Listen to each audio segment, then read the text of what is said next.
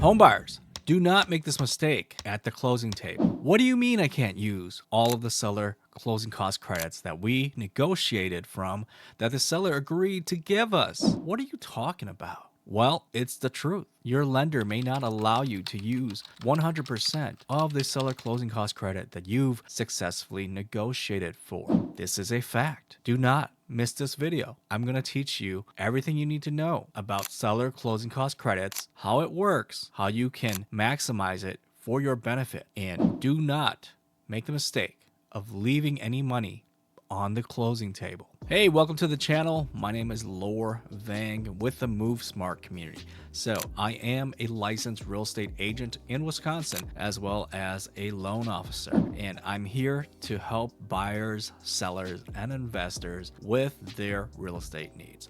So today we are going to talk about seller closing cost credits. And it's a fact that this is one of the more confusing items for buyers to understand, as well as, quite honestly, even real estate agents don't quite understand how seller credits work and what you can apply them to. So when real estate agents are out there negotiating seller closing cost credits, they may not actually know how much is actually allowed to be used by the lender. So watch this video as we get into it.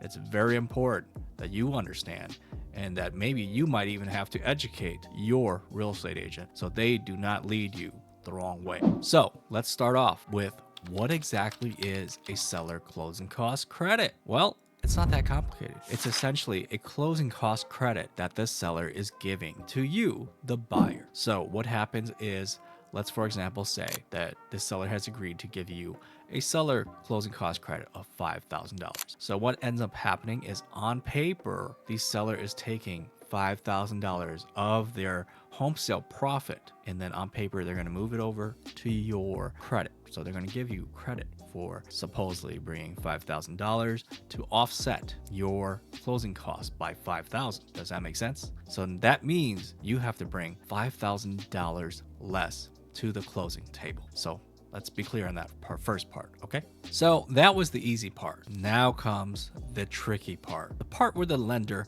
makes it difficult for you. So the amount of seller closing credit that you are allowed to use is based on the type of loan program that you are using to buy the home. So here's the parts where you want to take notes. Write this stuff down. You might want to come back to it at some point when you're buying a home. Let's start off with the most common type of loan, a conventional loan.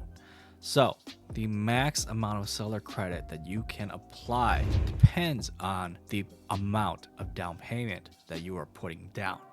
So if you're going to do anything less than 10%, then you are capped at 3% closing cost credit. Now, if you're doing 10% to 25%, then you're going to be capped at 6% closing cost credit maximum. Now, if you do anything greater than 25%, you can actually apply a max of 9% on the seller closing cost credit. So the good news was conventional is the most complicated. The rest of these are fairly simple and straightforward. So with FHA, if you're going to use a FHA loan, the max that you can apply for seller closing cost credit is going to be 6%. Now, if you are a veteran and you're using a VA loan, then the max for that type of loan is going to be 4%. And these don't matter based on the down payment at all. And lastly, if you're an investor and you're using a conventional loan, tough luck.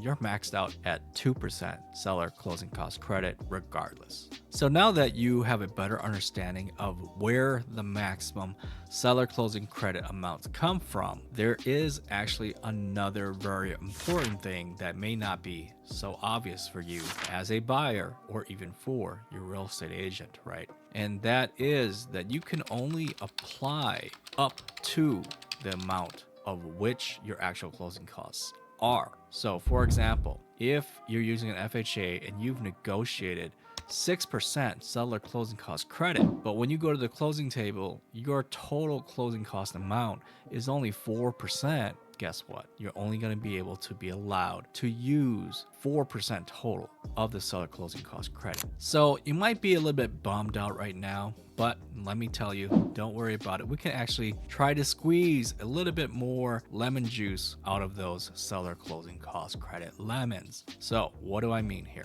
Well, first, let's take a little bit of a step back to understand better what exactly is closing costs, right? So closing costs are things like your lender fees that they're charging you, title company fees, and escrow service fees. Now, there's other items called prepaids, things that you as a buyer will pay at the closing table for things in the future. So you're prepaying these things. So what are these things that you're prepaying for at the closing table? They include things like daily interest between the day that you close to the end of the month. So, if you're closing in the middle of the month, that's potentially 15 days of interest that you're prepaying. So you can actually apply the closing cost credit towards that. And other things would be like a whole year of home insurance policy.